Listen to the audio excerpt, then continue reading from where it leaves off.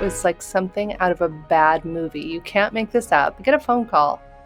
Oops, you didn't graduate. You're missing a class from high school. My brain needed a lot of stimulation, and I opened my first company. I think I was 28 years old, and I failed, Max. I failed so epically and so bad. One of my old competitors, if you want to call them that, begged me for a year to come back. That was the catalyst for me opening the company that I later exited in 2018.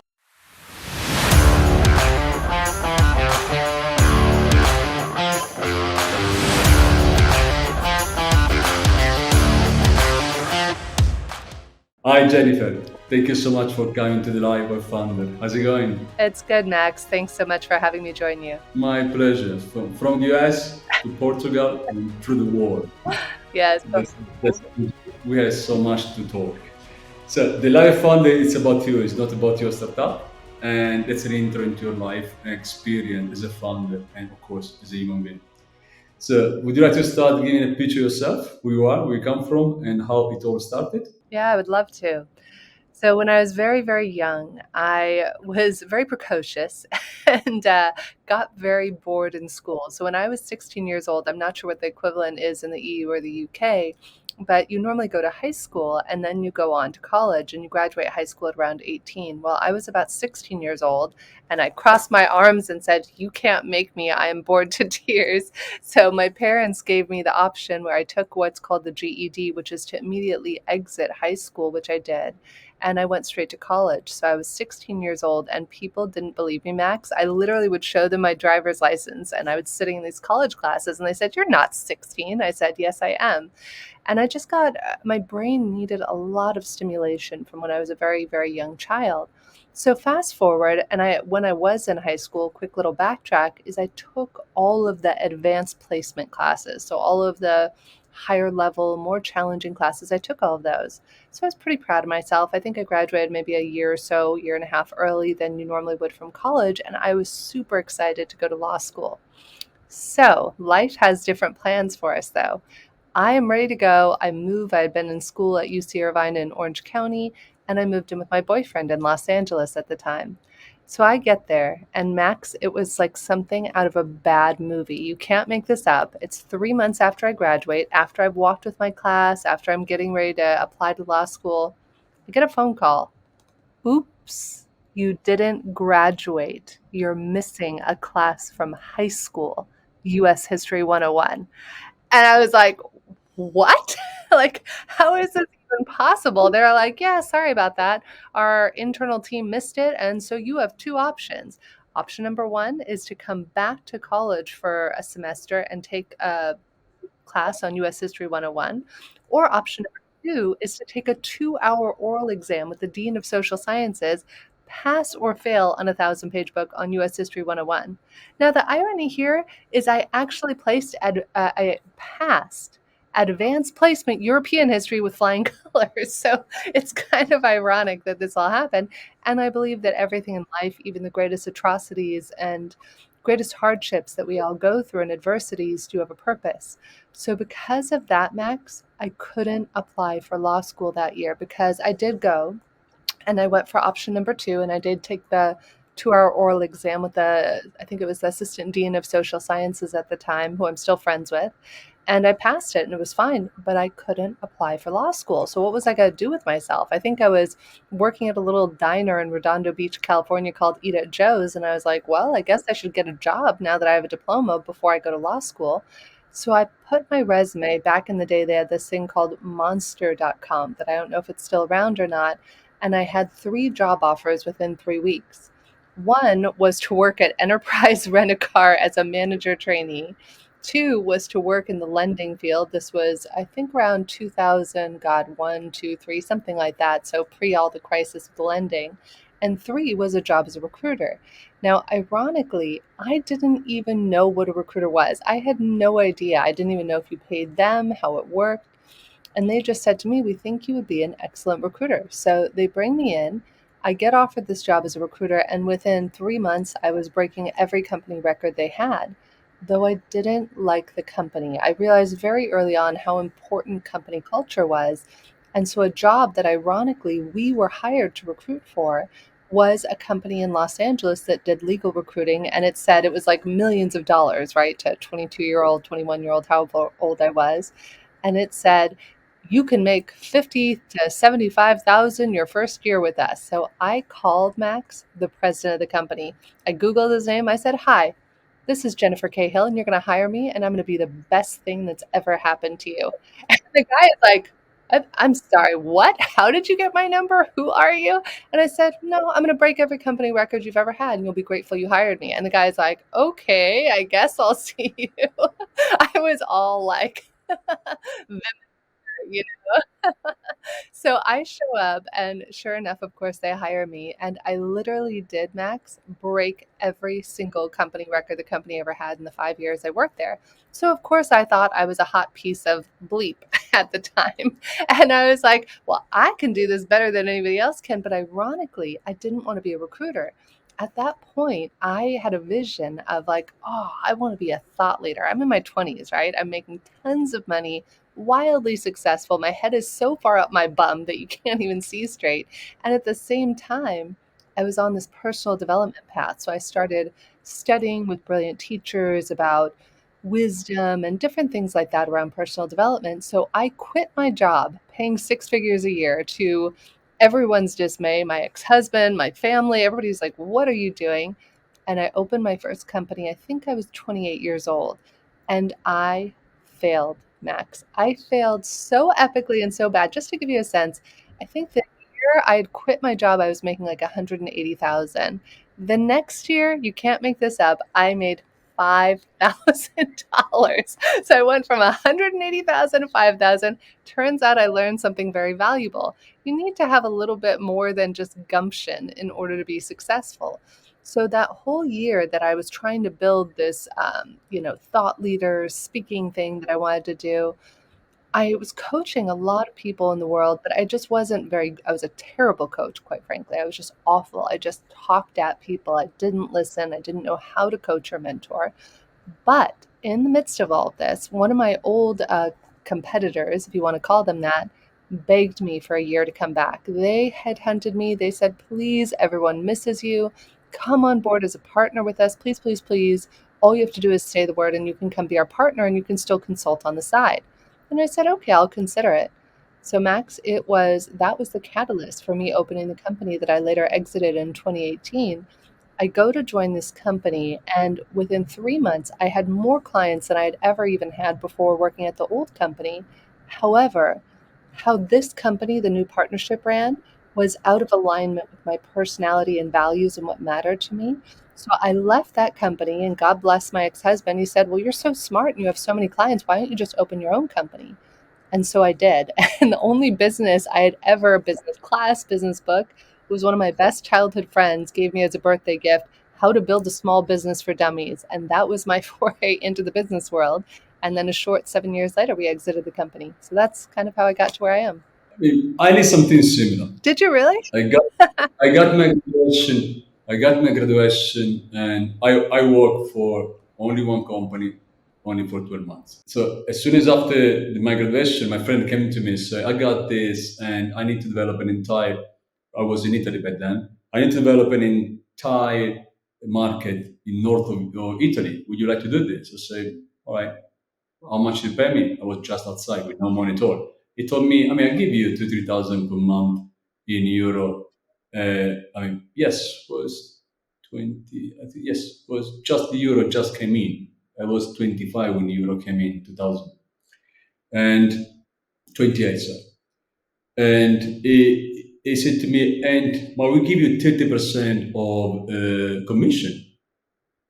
So 30% is not that bad. So we started at the first year, we made 250,000, 300,000. And it was so much that my accountant called me, Max, we have a problem. You're going to pay so many tax now. So, are you prepared? I say, are you kidding me? I can handle this. I already spent this money. So we need to find another way now. But I was so uncomfortable. Having someone calling me every day, telling me what I should do or not, for me was an absolute nightmare. I didn't want, even, say, my family was telling me, mean, you're making decent money, so I mean, probably even more than decent, but I don't feel good. That's my problem. So I quit. They were shocked. I went to the board because I was in the board. I went to the board because I mean I was in the board as external, but I was having the board meeting with them without any forward decision. And I told them I'm quitting. They was like, are you crazy? Why do you want to go? So it's not for me. But I'm going to open my company. I'm going to compete with you. I said, what? I did. Yeah, I did. I took one. I took away one person from them. She was not happy with them. We moved to Milan from Rome. I made 1 million first year, and it was a very good experience. But the point is, this was just the beginning, and after when you start growing, I was so oh my god, now it's so complicated to scale this company. Beginning is nice, fine, but after I saw okay now we have a problem now. I don't know how to scale, so I took the money. I went to my master immediately because I was not capable to scale a company. I don't have the skill. That's okay. But what was the feeling when you decide you had a very good point? You failed already. So doing a startup after failing the first one, it's a bless. If the failing doesn't kill you, so it didn't. So you've been very blessed.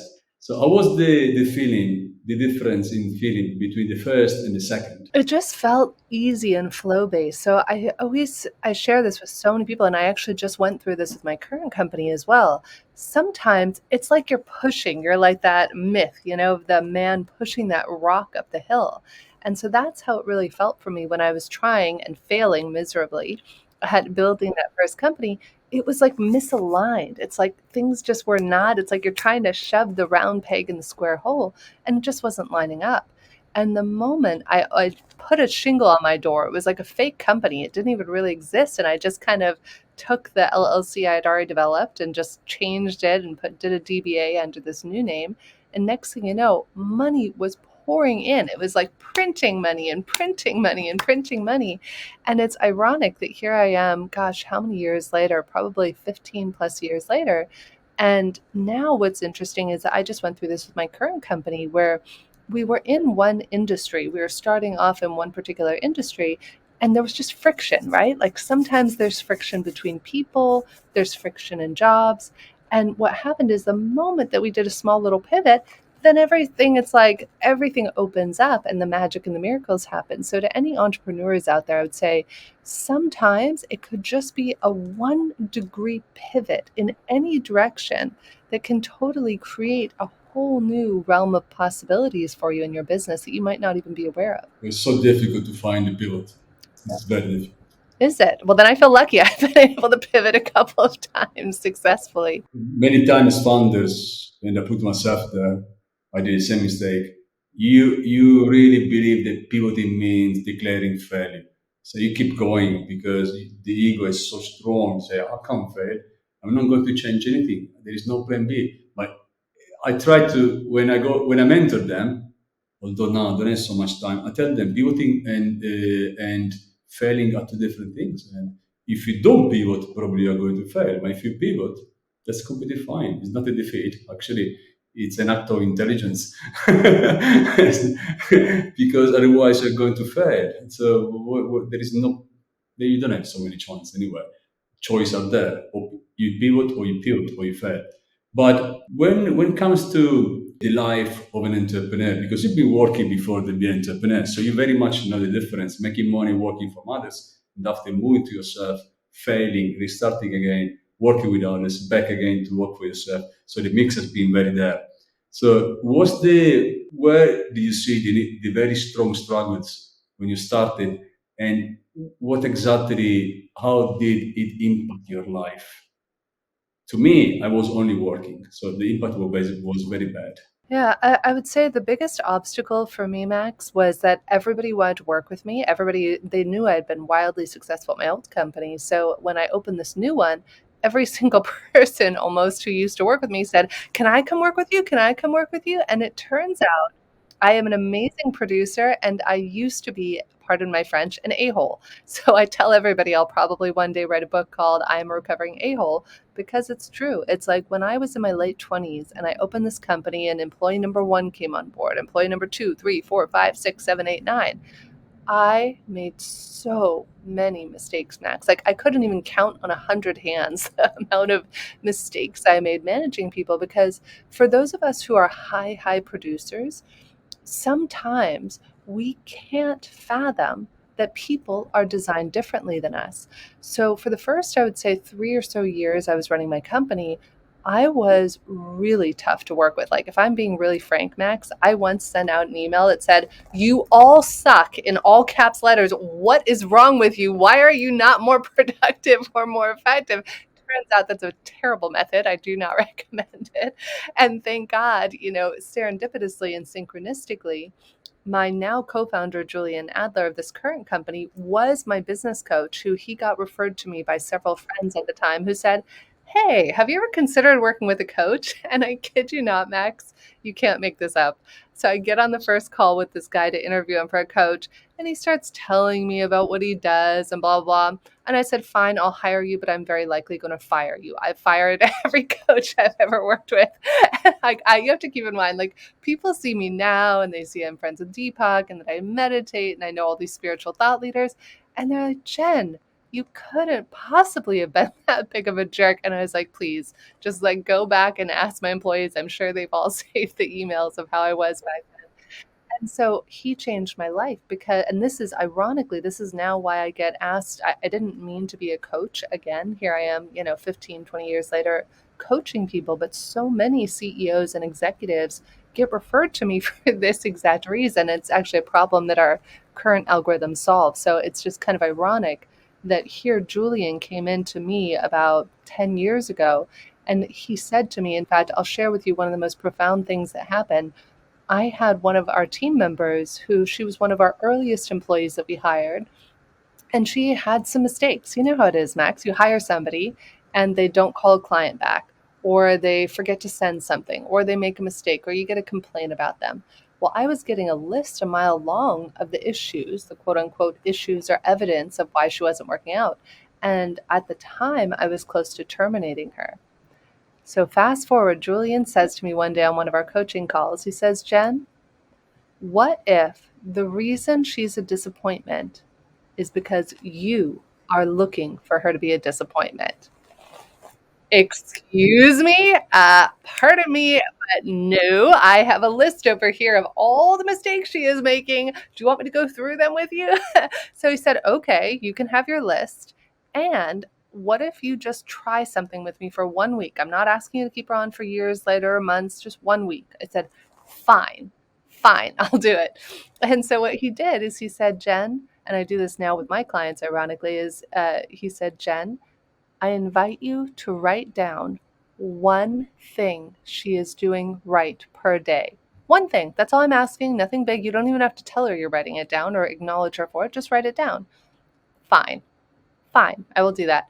So the first day, Max, was like pulling teeth. I could barely find anything to like appreciate her for. But then the second day, it became a little easier. The third day, even easier. By the fourth and fifth day, Max, she was having the most productive week that she had ever had since working with the company.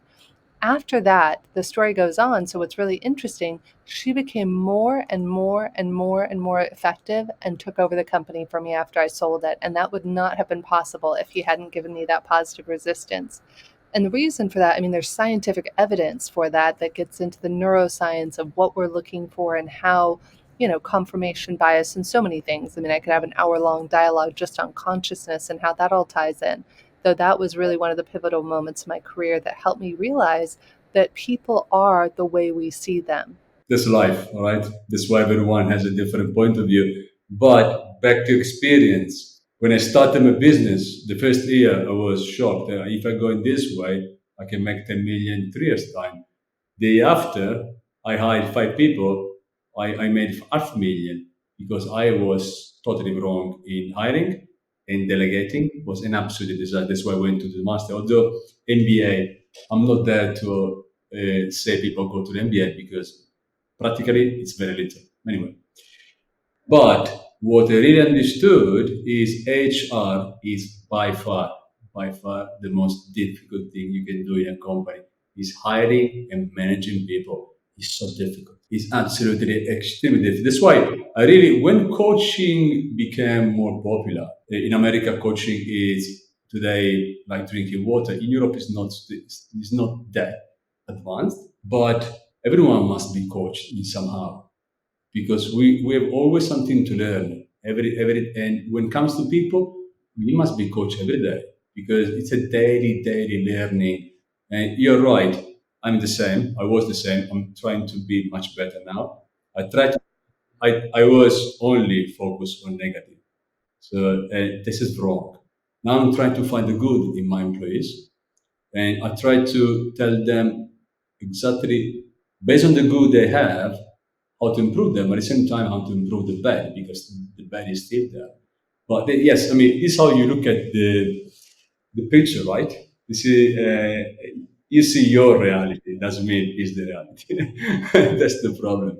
But what do you like the most in what you do now in your life now, and how do you balance? How do you try to, if you, I'm pretty sure you do, how do you balance your private life because you know your husband, you have your private life, your friends, and the working life? Great questions, Max. I will share with you one of the greatest secrets I learned in business, and I actually learned this secret running my last company. I only do business with people I would have over to my house for dinner. So, for example, people in the old industry I was in, I had parties all the time, and because they were friends of mine, if somebody, I had a three strikes and you're out rule. If you were a jerk to me or to any of our team members, or to anybody who we were working with in the recruiting field, you would have three strikes unless it was something really egregious. And the same went for the job seekers we worked with. If they were really rude, contemptuous, whatever it might have been, then people got three chances because we all have a rough day, and I understand that. But by the time you got to the third chance, done. So, fortunately for me, the way that I balance my work and personal life is that they're intertwined. Is that so many of the people that I do business with are also friends I have over to the house for dinner and vice versa. So it's just very, very seamless, kind of how that works out. And with respect to what I love right now, it was so interesting. There's a famous thought leader who was in the movie called The Secret, Dr. John DeMartini. You can probably Google him. He has the DeMartini Institute. And John and I did an interview recently for a podcast I host called Regarding Consciousness.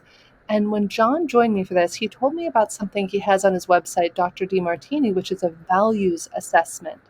And what he does is he has you actually type in your answers. So it's not like, it's not like multiple choice selection. And then it gives you a beautiful chart at the end of what your values are and to see how much of your time are you spending doing the things you love. So what was really cool for me to see is that most of my time, like 70, 80% of my time, was actually aligned with the things that I value most in my life. So for me, one of the biggest things that showed up on this chart was human connection. Connecting people, Max, is my gift and it's my joy. That's why I was such a good recruiter. So here's the irony and the pivot that happened with this current company. We've been doing this in the healthcare space. So we basically took what I learned from 20 years of recruiting and we synthesized that into an algorithm to match people. So even just from this short conversation we've had thus far, Max, I can ascertain what motivates you as a human being. Now, how I used to use this in recruiting is I would actually determine how I would give you a job offer, how I would interact with you. I would be able to tell my clients how to keep you happy as an employee by understanding what motivates Max as a human being. Well, now what we did is we spent 8 months developing an algorithm and another 18 months testing it. And we started off testing it with therapists and coaches and those that they work with. And we got to an 87% satisfaction rate. And it was astounding. It's like, wow, this is incredible that we were able to encapsulate what I had learned and turn it into a mathematical formula and an algorithm. Well, out of the blue, something really wild happened in the last month or so that I'll share, Max. So I had been out of recruiting, right? I sold a company in recruiting 5, 6 years ago, and I was like, done. I'm done with that field, no more. Well, as I mentioned earlier, I'm deeply spiritual and spend a lot of time every day in meditation and reflection. So about 4 or 5 weeks ago, I'm meditating and I hear something. For anybody who's ever meditated, you sometimes get these intuitive little hits. And I heard, apply this in recruiting. And I was like, no, no, no, no, no, no. I said, "Niet." I had told my husband, I had told my co founder, I was like, "Niet, nine, no. We are not doing this in recruiting." And so I hear this little voice in my head, and I would have just brushed it off. But here's what happened, Max. And this is where being an entrepreneur, there is a good amount of intuition that the more intuitive you are, the more successful you'll be. So fast forward later that day, my co-founder and I do several weekly calls, and this was one of them. And we get on the call, and before we start in, Jules says to me, "Jen, before we dive into today's call, I have something I really want to talk to you about." And I said, "Okay." I said, "I love you, buddy. What is it?" And he's like, "Well, it's something you've said no to in the past, but I just want to bring it up because I'm just hearing something." "What is it, Jules? Just tell me what it is." He said, "I heard today we really need to apply this in recruiting." I was like, Mm, same yeah. day, same day. You cannot hold on, it gets weirder, Max. This story kind of blows my mind. So, 24 hours after that, I used to speak at a lot of conferences internationally in the legal HR world and HR in general. 24 hours after that call, I get invited. I get an email. "Miss Hill, you are confirmed to speak at the International ALA Conference for Legal and HR Professionals in May in 2024 on human connection." And I was like, okay, good for her. That same week, so my husband works with a lot of Web3 startups and a lot of people in the startup world, doesn't even tell me. So we keep in mind this has all happened in the last 48 hours. We have not even tried to apply this in the recruitment space or in human capital side. 24 hours after that, my husband says, "Oh, honey, by the way, I referred one of my clients who's having internal issues with their devs. I sent them all your algorithm and they're going to answer it and you're going to coach them next week and help them solve their company's problems," because they had just raised millions of dollars. I was like, "What? We don't even have a use case." Like, I don't even understand. Like, we had all the studies we had done in the medical field, which was tangential, but it was certainly not apples to apples. But what blew my mind, Max, and this is where everything's just exploded since this happened. So I go into the office and I talk to these executives, and these executives, the CTOs there and the CEOs there, and they're just like, vomiting the issues. This guy doesn't get along with this guy, and we're not going to meet our deadline, and we just got all this money, and da da da da, right? Just like what you were saying, the human capital aspect and the human conscious side. Let's call it, I don't want to call it human capital, the human connection. Let's call it the human connection side is broken. So they start telling me all this. So then I pull up the team's algorithmic data and we start whiteboarding it. So I'm whiteboarding everybody's data. Max, the data was exactly the same as what we saw in the healthcare and coaching field. The people who had over a certain amount of variability naturally had friction with one another. They naturally misaligned. So, to answer your original question of what am I loving that I'm doing right now is my mind is blown by all of this. We've had several other use cases since, and I am just, how you're like a kid opening up a new package and it's like Christmas Day. That's kind of how I feel in this. Is I've been talking to a lot of my old friends in human resources and how applicable is this and could it be used? And it turns out it's like, whoa, like I had this blind spot over here because I was so focused. Like mental health and well-being is very important to me, and that was kind of the trajectory we were going. And now all of a sudden we're expanding into human resources, which is an 8 billion person field, right? Because everybody at some point is going to either be an employee or an employer. So our dream now, and this really, I only got clear on this in the last 2 weeks thanks to a mentor of mine, is to reverse the accidental adversarial relationship between human beings. And that's our intention, is to repair human connection around the world, which I think we can do with this. It's a big mission. I can do it. I believe in myself. Just like I told that guy I would break every company record, I have no doubt in my mind I will do it. That's a very big mission. We're going to have a party discussion on mental health next week. Yes. Because I do believe it's such a huge problem, especially for funders. They go burnout all the time, having venture capitalists backing them, asking 20, 30% month on month growth and so on. But back to experience. You've been working for a while now and pretty much even successfully. Have you ever thought, I'm the worst entrepreneur CEO, I can make this done? It's better if I give up? Yeah, I had a moment like that in December last year.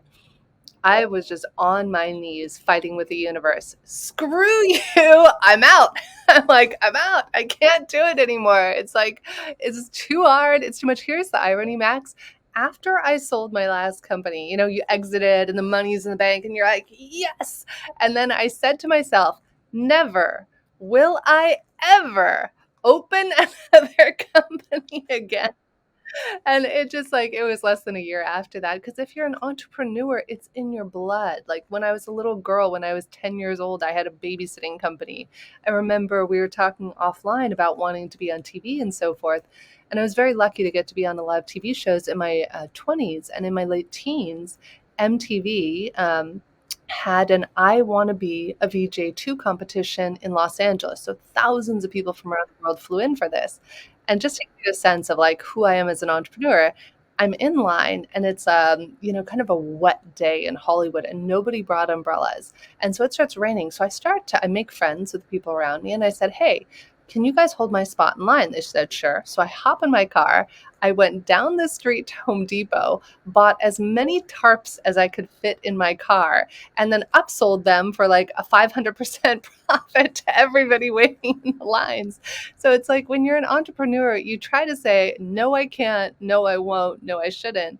And then it's like breathing. It's like saying, no, I'm not going to breathe. It's in our nature to solve problems. It's in your blood. I mean, I was talking with a guy in Italy, or in Italy. Okay, he was based in Italy, but he was talking through the video call because last night I was seeing on LinkedIn his sketch. He sketched beautifully. He tried to bring in a modern style, very very old cars. I messaged him and said, "We need to talk." And he told me, "All right, let's have a talk." I said, "Hey, if I open a company with you, would you resign? And I'm bringing the capital in the management. We bring another guy for the electrical part. We only build supercar electric." And so he told me, "Are you sure you want to do something similar?" I said, "Not tomorrow, but I'm thinking maybe next year we can do something similar. Maybe I won't do it, but it's behind in your blood. I mean, you had to turn in business whatever comes into your mind. That's the point. This is what it is. Let me go to motivation. How do you motivate yourself? Because uh, anytime I talk to founders, it's a roller coaster, okay? And you absolutely navigate that uncertainty every possible day. Even if you had 2 million cash in your account, you're still no way even near to the beginning of your career as an entrepreneur. You can fail any second. Even Amazon can fail in 1 year time. How do you keep motivation? How do you keep motivating yourself every day? Having this kind of energy. So a couple of points to that, Max. Number one, I've always been very self-motivated. That's why I was good in school. Is I don't need a personal trainer. Every day I still fit my cheerleading uniform that I wore when I was 16 years old, because every week I work out 3 times a week, not because anybody tells me I have to, but because I'm just naturally wired that way. Two is a big thing that I learned in business and that I encourage all the entrepreneurs and people I mentor and coach to do: find an accountability buddy. So, about, gosh, 9 months or so ago, I have a dear friend of mine in Los Angeles who she was a UK children's television writer for many years. And then she had a daughter and was raising her daughter. And I just felt inspired one day. I said, I'm looking to create accountability buddies, like, and to have like maybe a group of people where we listen for each other's greatness. And she said, oh, I'd love to do that with you. I want to write some new children's books. I said, great. So even though we're in completely disparate industries, even though she's in Los Angeles and I'm in Lisbon, we have a call every single day at 10 a.m. Pacific time, 6 p.m. my time, for 15 minutes. And what we do, Max, is we call BS on each other if one of us says, oh, I'm committed to this in the next 24 hours. So we basically, every 24 hours, we have 3 big commitments that we're committed to. And every week, we have 3 larger commitments. And our intention is to hold one another to account. So in our 15-minute call every day, we listen for, are there any blockages? Is there anything stopping us from being able to achieve that? Or are we blowing smoke up our bums and do we not really mean it? So we offer one another what I've learned is called positive resistance from a woman named Alison Armstrong, where she says your good partners will offer you positive resistance. So in doing so, I will say that both she just got a best-selling book that literally is like breaking the charts in diversity and inclusion in the United States in children's books. And so she's having that, and then I'm having all of this.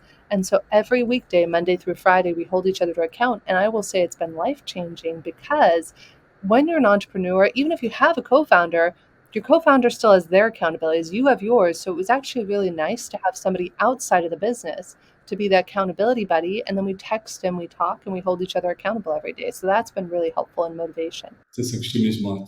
I never thought something similar. I must do. That's very, very. You have to have someone outside. Inside, you're American.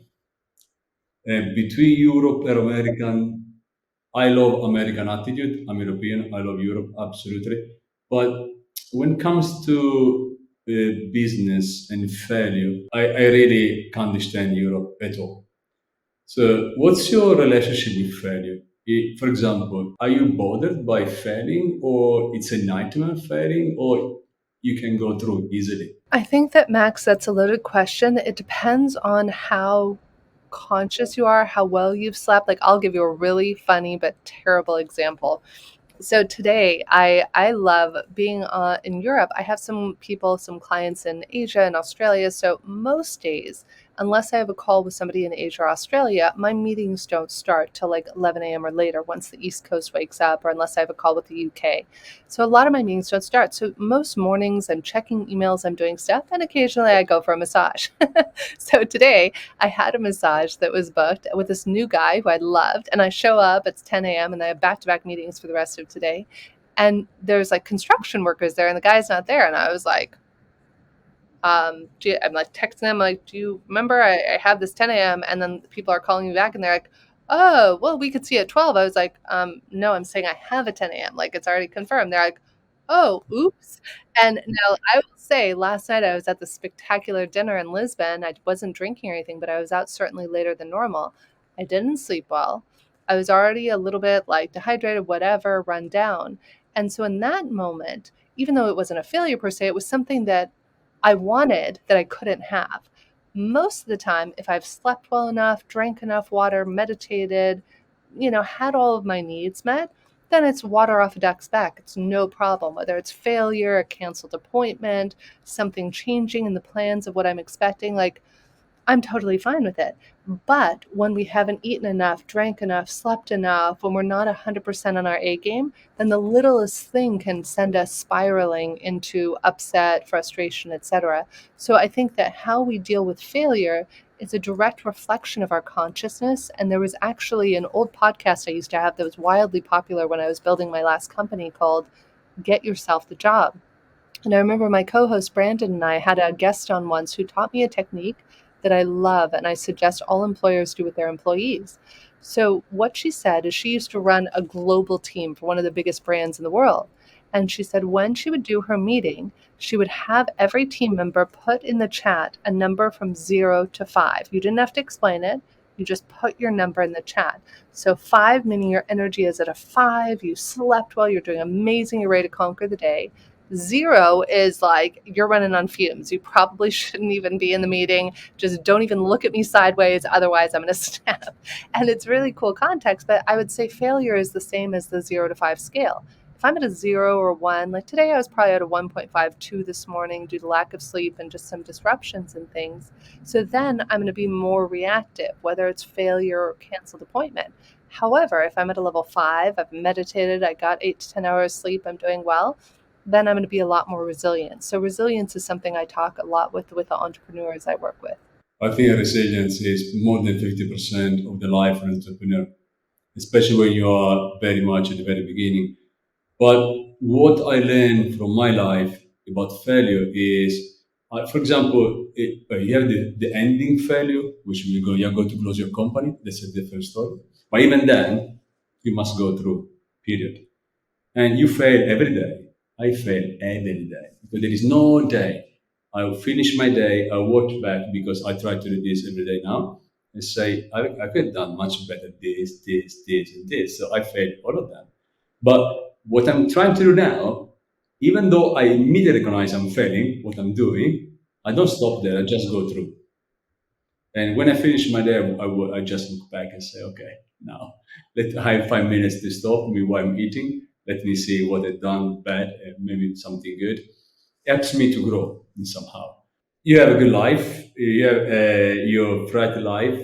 What is I'm understanding? A lot of friends, or at least people who you know, regardless if you want to call friend or not. How do you like to spend your spare time? You know, I love traveling, speaking, podcasting, all of that, connecting with people. So most of my spare time, you'll find my husband and I at a coffee shop playing our favorite New York Times spelling bee word game. We do that every morning. That's just like the brain dump. It's like there's this game, it's on the New York Times website called New York Times Spelling Bee, and you have anywhere from 20 to 100 words that you have to figure out. And so my favorite pastime is logic puzzles or solving puzzles.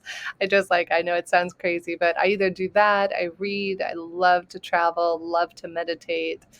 I just love connecting with people. So I don't know, I spend my life doing a variety of things, but those are probably my top things is traveling the world, connecting with people and speaking. I'm very grateful. I have many, many upcoming speaking engagements this next year. And it's funny, Max, because I can be shy to some extent. Like if you put me in a small room of 20 people and I don't know anybody, I might turn in on myself and get kind of quiet.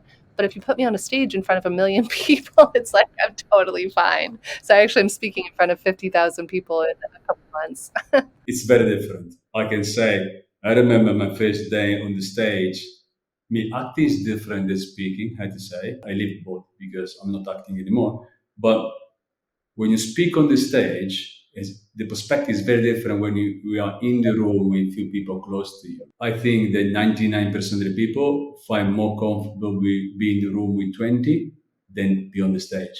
Be on the stage, the pressure is very high unless you were born for this something similar, because not for everyone. Absolutely not. In terms of, let me move to something more specifically talking in tech. You talk with many startups. Your husband actually mentor and works with startups. So, what's your take on the tech industry today? Are we doing enough? And why I'm asking this is because wherever you go, any fund you talk to, they declare, "I want to do something better and make this world a better place to live." It's a statement everyone say. Now, before talking and working toward, that's a totally different way. Do you think we do enough in tech to enhance this world, or there is too much ego and too much trying to be rich as soon as you can? I think it's an and both. I don't think it's an either or, honestly, Max. From what I've seen from the tech entrepreneurs I've worked with, what I've seen with my husband and the tech entrepreneurs he works with, and all of our friends. We live in Lisbon, Portugal, so there's a huge conglomerate of tech entrepreneurs and venture capital friends that we have here. I think the biggest thing that's missing is our humanity. I think whether you're a tech entrepreneur, whether you're a finance entrepreneur, no matter what field you're in, I think that we have gotten so consumed by driving and accomplishing that we've forgotten to cultivate a relationship with ourselves first, like compassion for ourselves and then compassion with others. So that's one of the biggest things that I do a lot of work with, whether I'm speaking about something or working one on one with people, is how do we have greater self compassion? Because you're going to break under the pressure. As you know, and as I know, being an entrepreneur where you're trying to scale and make lots of money for the VCs and the LPs, and then you're still trying to help the world, it's this very precarious balance on a tightrope. And if your own foundation is not rock solid strong, you're going to crack, you're going to crumble, you're going to break.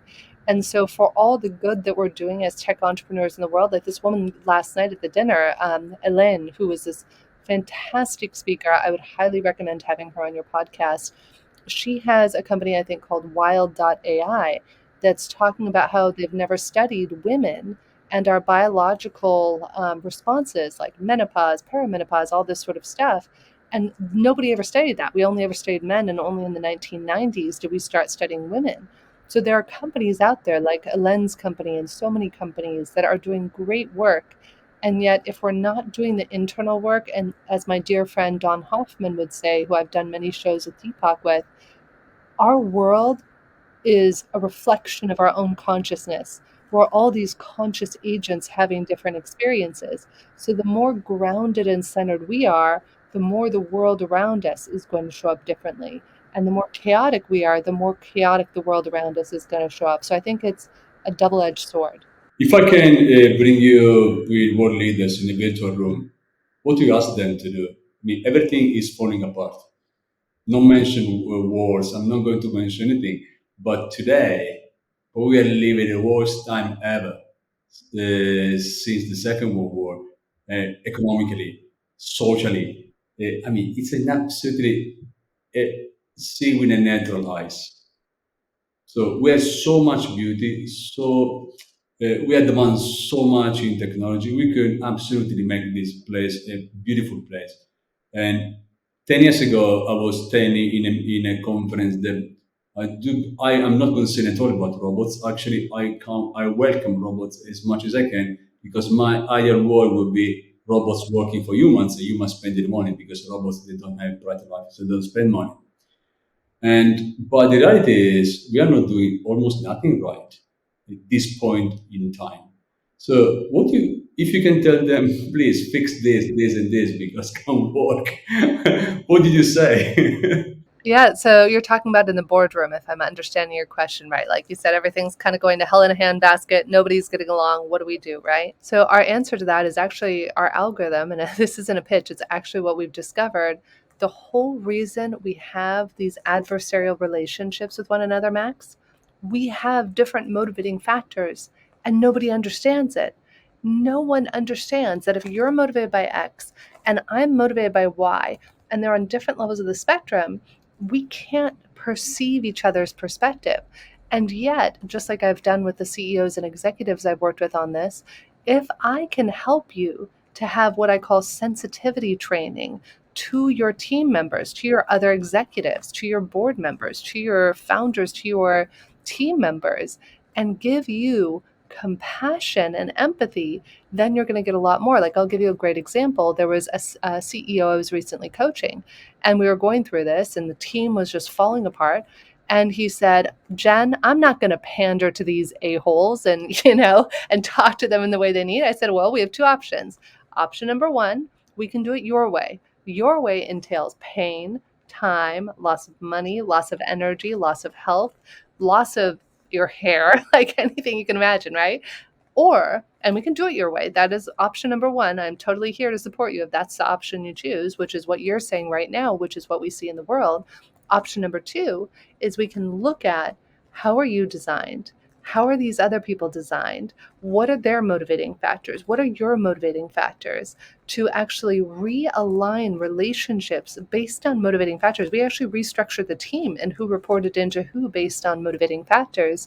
And to cultivate compassion for yourself so you're not getting your mess all over everybody else, he went with option two. And within a month, they've been turning around the company. Are you concerned about climate change? I think climate change is a small, small element of what we have to be concerned about. I think it's one piece of the pie. I think, yes, it is absolutely a consideration and a concern.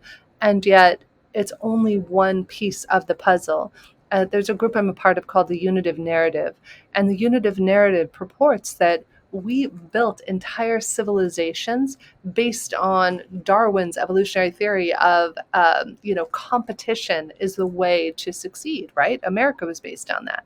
However, unless we can actually learn that cooperation is the solution, we're not going to solve the climate change crisis, and we're not going to solve the political crisis, and we're not going to solve the economic crisis. So it's only with the underpinning of a unitive narrative that says, hey, we can go further together. In fact, Don Hoffman was just speaking about this in an interview he did with Jordan Peterson on evolutionary game theory. But you said something very right. Without compassion and empathy, there is very little to do.